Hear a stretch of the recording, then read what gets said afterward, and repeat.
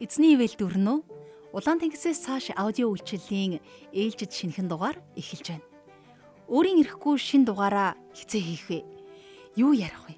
Ямар магтаал оруулах вэ гэдэл хүсэн хүлээдэг болж. Харин сонсогч та шинэ дугаараа хэр зэрэг хүлээсэн бэ? Хүлээлт гэснээс та амьдралынхаа туршид юуг хамгийн ихээр хүлээж байсан бэ? Магадгүй залбирангаа хүлээгээдэл, үр суулгачхаад хүлээгээдэл, ямар нэгэн зүйл бий болохыг тесэн ядан хүлээн гэдэг гайхамшигтэй. Бас үгээр хэлэхийн аргагүй өрөвдөлттэй үе. Төвчээр зааж хүлээсэн нэг хүний түүхийг тантай хуваалцъя. Тэр бол Ноа.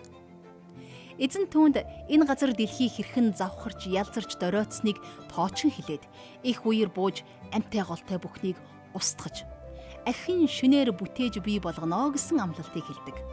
Тэгээд тэр үер хүртэл Ноа хүүгүүдийнхэн хамт үлэмж том хөвөгч авдар буюу битүү зав хийх нүссэр том ажилд ордог. За мэдээж зөвхөн мужааны ажлаас гадна эхнэр бэрүүдтэйгээ хамт үерийн туршид өөрсдийнхөө болоод тэдэнтэй хамт байх ан амьтдад ч гэсэн хоол хүнсийг нь зэхэх том ажил амжуулах болдог.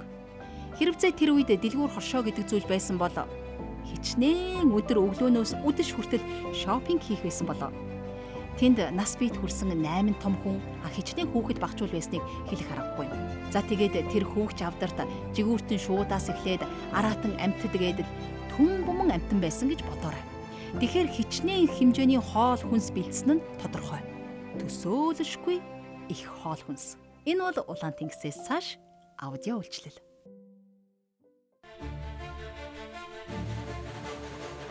Улаан тэнгис хүртэлх Израильчүүдийн амьдралд ямар их нүд гэлбэм гайхамшиг болсныг та санаж байгаах. Харин тэнгисийг хуурай газар шиг гаталсны дараа юу болдог вэ? Тэндээс л жинхэнэ амьдрал эхэлдэг. Улаан тэнгисээс цааш итгэлээ ганц үгээр бус амьдралаараа гэрчлэе. Магадгүй энэ талаар бороо орхоос урьдч тэр их ажлыг яаж амжуулна гэсэн асар их яарч ажлаа чанартай сайн гүйцэтгэхийн төлөө улайран амрахч зав чөлөөгүй хүлээж хийцхүүрэгч завдалгүй өнгөрсөн баг. За тэгээд амлсан ёсоор бороо орсон. Одоо харин Ноагийн хүлээлт өөрчлөгдсөн. Бороо орохыг хүлээж байсан Ноа одоо бороо зогсохыг, бороо татрахыг, үерээс болж дэлхий дээр цалгиж байсан тэр их ус татрахыг хүлээх болсон. Хэдэн хоног хүлээх юм бол Бурхан юу гэж хэлсэн бэ? Энэ удаа Бурхан ямар нэгэн хугацаа өдөр судар хэлээгүй. Гагцхүү 40 өдөр 40 шөнийн турш бороо орно л гэсэн. Ганц өдөр л өглөөнөөс орой болтол бороо асгахад яаж эморч, яаж цутардаг үлээтэй бид. Усан борооноор хөдөө бол хайвас хэцүү шүү. Тав тухайлдагдана, ажил төрөлж гисэн сайн сайхнаар гүйцэлдэх аргагүй болно.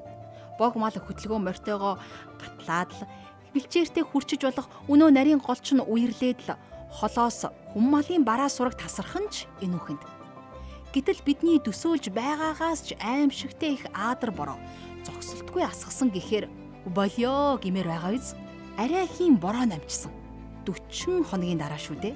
Хөвөгч авдрын орой хэсэг буюу манахаар тооном душаа газарт гигэвчтэй тэрнийг нээтэл нар ямар сайхангүй бүр ямар үзэсгэлэнтэй тусч байсан болоо. Яг л хахирган өвлийн дараачаас хаврын өр орон орсоор нэг л мэдхэд хаврын анхны ягаан цэцэг дэлбэлэх шиг нэг тийм найдварын гэгээ хөвөгч авдарт тусаж тэнд байсан бүгдийн сэтгэлийг гээгүүлсэн баг. Хамтдаа ийм нэгэн Монгол магтаалын дууг сонсцгоё.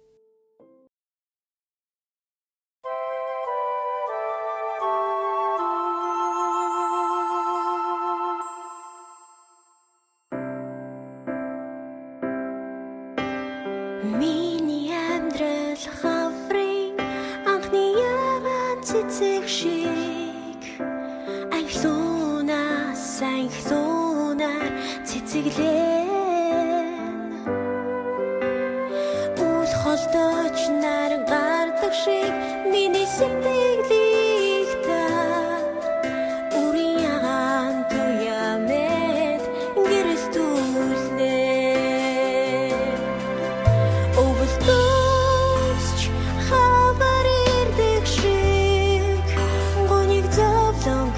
Надад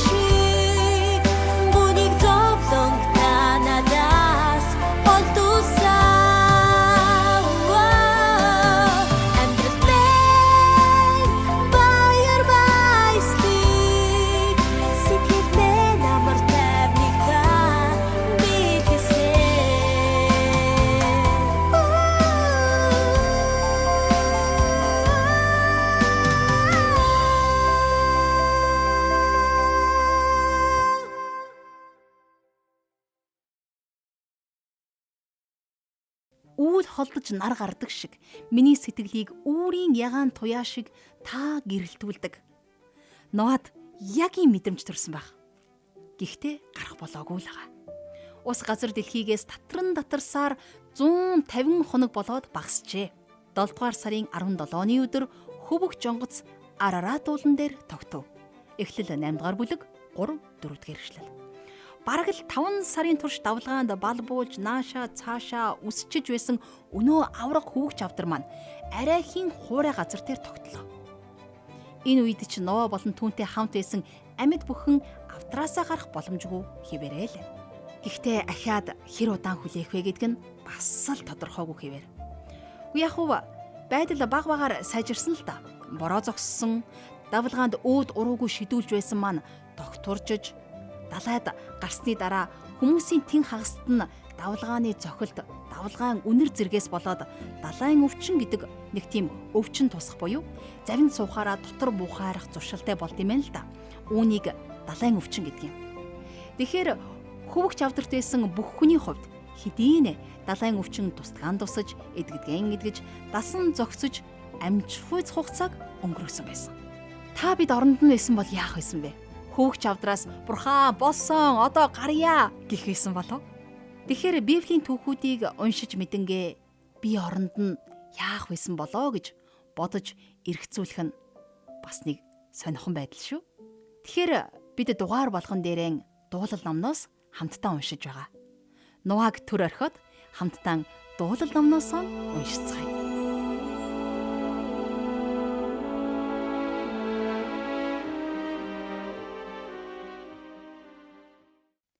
Дуулал 38 дугаар бүлэг. Эзэн хилэн дотроо намайг бүү зэмлээч. Шатаж би уурандаа намайг бүү гисгээ гэж. Учир нь таны сум намайг нэвт сүлбэж, таны мутар намайг доош даржээ. Таны хилэнгээс болж биет минь эрүүл газар үгүй. Нүглээс минь болж ясанд минь амар тайван үгүй. Учир нь миний хилэнц толгооноос минь давжээ. Хүнд ачаа мэт тэд миний хувьд хүндээс хүнд ажээ. Миний мунхгаас болж шархнууд минь хуйлж, муухай үнэр ханхлуулна. Би бүхийж ихэд бэхцээжээ. Бүхэл өдрийн турш би гашуудан явнам. Ууц нуруу минь халуу шатаж, биед минь эрүүл газар гэж үгүй. Би доройтож бүр зүдэрлээ. Зүрхнийхээ шаналлаас болж би бархирдаг. Эзэн бүх хүсэл минь таны өмнө байна. Санаа алдах дуу минь танаас нууцлагдаагүй. Зүрх минь давчдаж, чадал минь алдарч, нүдний минь галч бөхжээ. Миний хайртай хүмүүс, найз нөхөд минь миний гамшигаас зүгтэн. Хамаатан садангууд минь ч холуур зогсно. Миний амийг эргчэд урих тавина. Намайг шархлуулахыг хүсэгчэд хорлолын тухай ярилцаж, өдөржингөө залмихийг сэтнэ. Харин би дүлий хүн шиг үл сонсно. Амаа эсний хилвээ хүн шиг байна. Тийм ээ, би огт сонсдоггүй. Амандаа зэмлэлгүй хүн мэт байна. Учир нь эзэн би танд найддаг. Эзэн бурхан минь та хариулах болно. Хүл алдах үед минь өөрсдийгөө миний эсрэг дүвийлгэхтэд надаас болж бүү баярлаг гэж хэлсэн. Би бүдрэх шахаж байна. Өвчин шаналл үргэлж өмнө минь байна. Хилэнцээ би улайж байна. Нүглээсээ болж би зовниж байна. Харин бужигнсан дайснууд минь хүчтэй агаад намайг утга учиргүйгээр үзэн ятгчид олон. Би сайныг дагдаг тул сайныг муугаар хариулагчид надад дайсагнана. Эзэн намайг бүү орхиоч. Бурхан минь ээ, надаас бүү хол байгаач. Миний аврал эзэн надад туслахаар хурдлаач.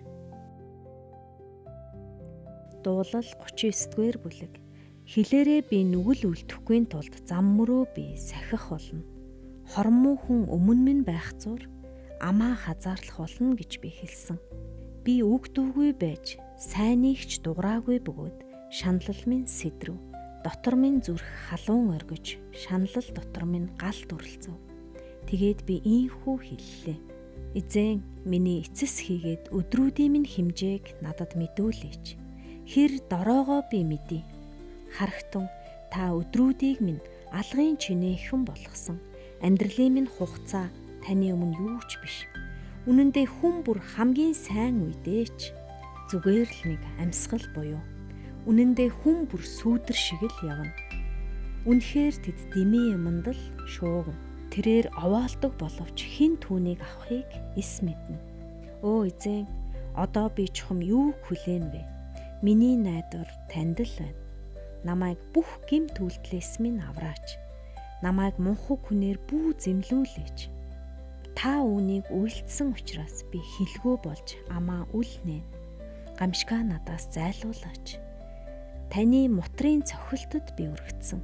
Хилэнцийн улмаас та хүнийг зэмлэлээр гисгээдэг. Та түүний сайхныг хэвэн ирвэхээ адил цөлмөн.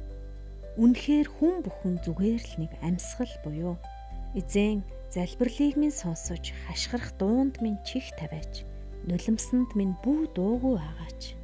Би таны хувьд цагаач хүн. Бүх эцэг өвгдийнхөө адил төр суугч юм.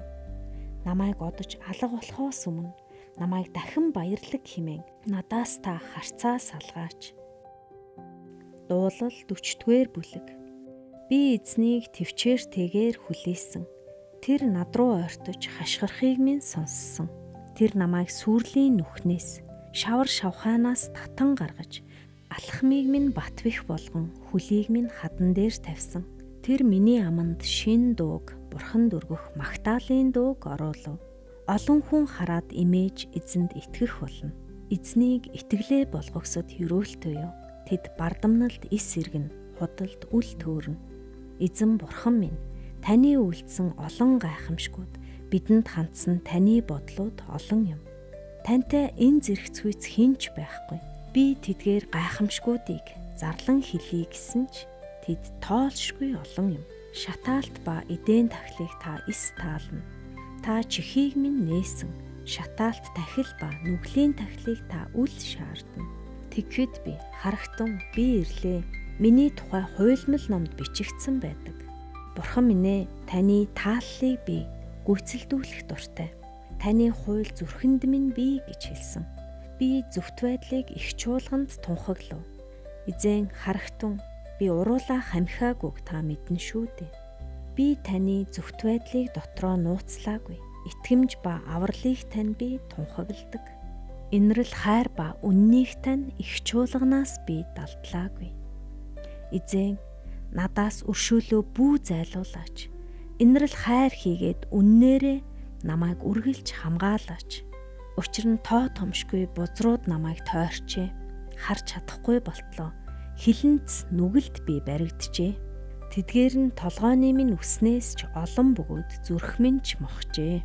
Эзэн намайг аврахаар сойрхооч. Эзэн надад туслахаар хурдлаач. Миний амийг эрен хайгчид доромжлогдсон ичгүүрт орог.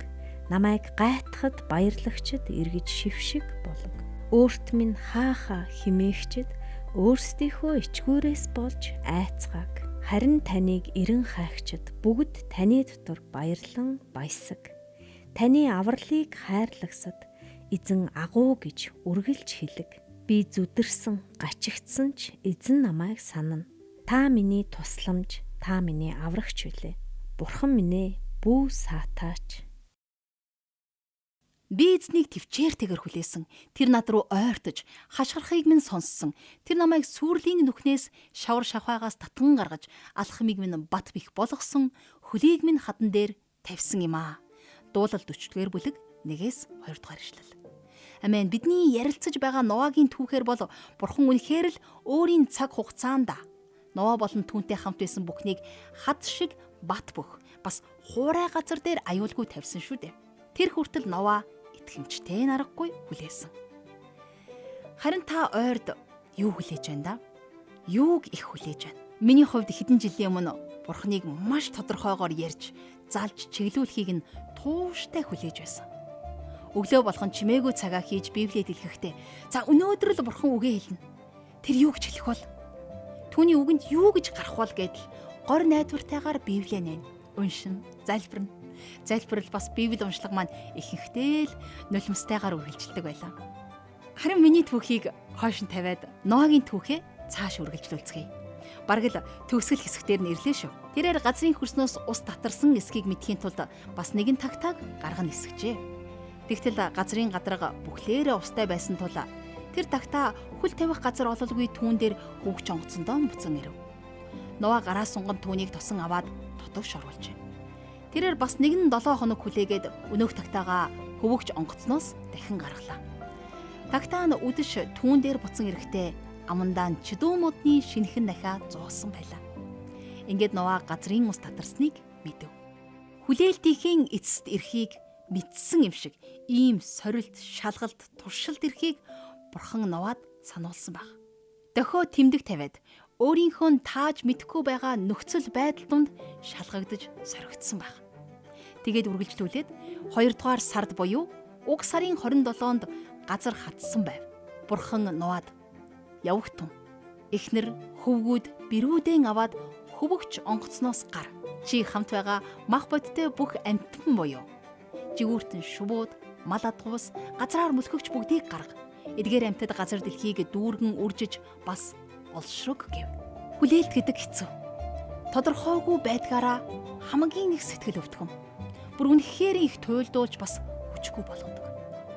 Гэхдээ их хүлээлтийн эцэст эзний шагнал бүхий хангамж, эзний асар том ёроол хүлээж байгаа. Магадгүй танд хүлээлтээсээ болоод хүч хүйдэж, урам хугарч, шантрахад бэлэн байвал үүр цайхын өмнө үргэлж түнэр харанхуй байдгиймаа. Харин цаг нь ойрхон байгаа учраас тэгж их тэсвэр төвчээр алдуурагдах гад байгаа юм шиг санагдаж байгаа юм. Сүрлийн нүхнэт хүлээлтийн хар нүхнээс эзэн таныг татган гаргаж, алхмыг тань гарцаагүй бат бих болгож хүлийхт нь хатан дээр тавих болно. Хамтдаа хэсэг хором өөрсдөө залбиралд зориулцгаая. Эзнийг итгэлээ болгохсод ёроолтой ёо. Амен. Бурхан минь, танаа бид бүх зүйлийн төлөө талархъя. Та байдаг учраас, та сонсоод хариулдаг учраас таньдаа талархъя. Амьдралд ар араасаа балбах салхи шуургыг хизээ намжихыг хүлээн гэдэг. Тэр цаг хугацаа бас тодорхойгүй хүлээн гэдэг заримдаа үнэхээр хэцүү юм а эзэн. Найдварын үгээрээ та бидэнтэй хамт байж урам зориг минь сэргээж шинчилж өгөөч гэж гуйж байна. Новад таны үгэн чиглүүлэг байсан учраас, бас таны хэлсэн бүхэн биелж байсан учраас тодорхойгүй хоногуудын туршид хизээ авдраас гарахаа мэдгүй хүлээж байхтаач итгэлээ алдаагүй. Тийм болохоор эзэн таны амьд ариун үгэнд итгэж итгэлээ гээхгүй байхад минь, амьдралд итгэж найдах, найдвараа алдахгүй байхад минь туслаач гэж гуйж байна. Тэгээд баяр хөөрийн их эзэн минь, амьдралаас таашаа мэдрэх гүн их баяр хөөргийг бид танаасаа хүсэмжлэн залбирч байна. Учир нь эзэн, энэ их урт хугацааны хүлээлтийн туршид бид баяр хөөрөө алдаад байна. Таны үгийн баяр баясгалан, таны оршин буй гэрэл гэгээ бидний өмнөх замыг замчлан гийгүүлж биднийг бүдэрхээс, биднийг унаж оочхоос, амьдралыг итгэлгүй гэрэлгүй баяр хөөрийн хүтжгүйгээр туулахаас хамгаалж өгөх болтугай. Бид танд амьдралаа замналаа өргөж, их эзэн Есүсийнхаа нэрээр залбирanгуйж байна. Амен.